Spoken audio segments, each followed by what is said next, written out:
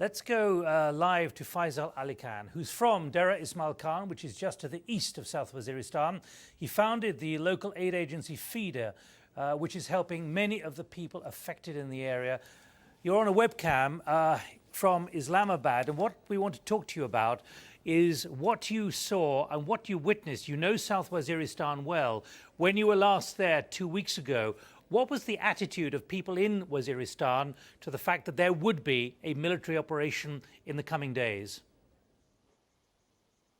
Assalamu alaikum. I think that there was a lot of fear surrounding the upcoming operation in Waziristan. There was not clarity as to whether we would be, who would be the people being targeted, and there wasn't a lot of confidence that it would just be restricted to militant elements, but could possibly involve civilian casualties as well. So I think when we were there last, there was a lot of talk about what's going to happen in the operation, an expectation that this operation may affect many of the people, as there's very little distinction between who is a militant and who is a resident of the area. This is a very tough area. Many Westerners never get there. Outsiders don't easily get there on the borders with Afghanistan. What was the loyalty of those you spoke to in this very rugged area to the likelihood of a Pakistan operation? Who are they loyal to? I think there has been quite a change after the operations in Swat and other parts of the country that we've seen. There has been a sort of realization that this particular minority extremist view in the area is affecting everybody economically, socially, and in every way. So I think that is something that has been, a consensus in the country, as well as in that particular part of the country. There's been a lot of fear about what's going on. This has been a system that's been imposed on the people in the local area. This is not according to the tribal systems and mechanisms that have existed in the past. So it is seen as an imposed system. There is a lot of fear of challenging this system.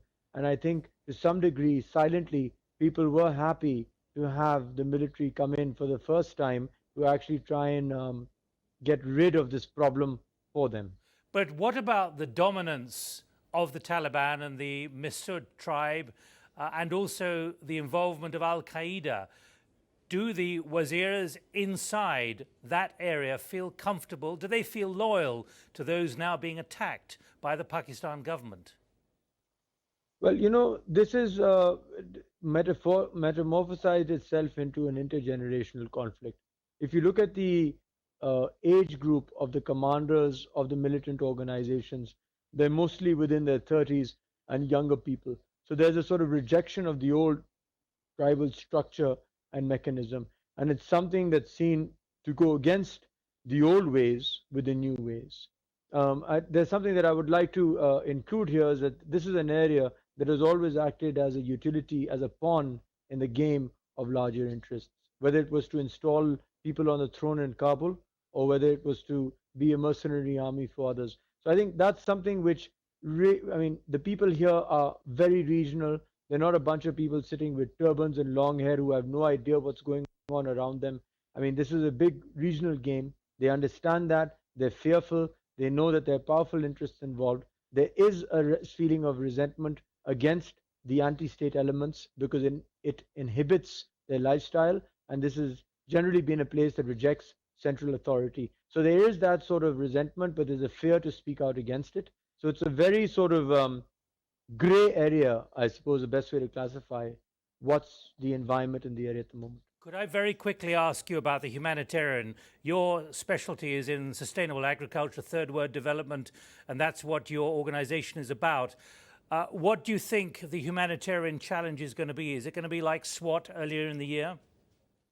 I think this is something that's very different from SWAT, and it's something that I would be very interested to get this view across. Here in South Waziristan, we have people that have had an old decade or 15-year affiliation with district Dera Ismail Khan. What in South Waziristan, Wano or Wana, which was the summer sort of capital where everybody would come to, Dera Ismail Khan in the last 15 years has become that place for the tribes of South Waziristan. So it's an extension of the tribal areas in a sense. And us as a district, and as opposed to being influenced by I mean, as opposed to influencing the tribes, we have been influenced by their ways because there's strong sort of mechanisms. We in the district, I mean, we are a local organization as well as other humanitarian actors. We see this according to the ways of the old as a way that they are our neighbors, our hamsaya. In the old traditional sense, whenever there's been a time of need, we have come forward to assist them, they have come forward to assist us. Tomorrow, if we are in trouble, we will go to them. Similarly, when they come to us, it's our duty to try and look after them. So that's the sort of feeling in the area as this being a sort of localized conflict. The reason it's different from Swat is that this is an area which has had a very different viewpoint of the state. Because, as you know, this has not been an area that's been incorporated into the state of Pakistan as Swat has. Faiysal AlKhan, thank you very much indeed for joining us live by webcam from Islamabad here on World News Today.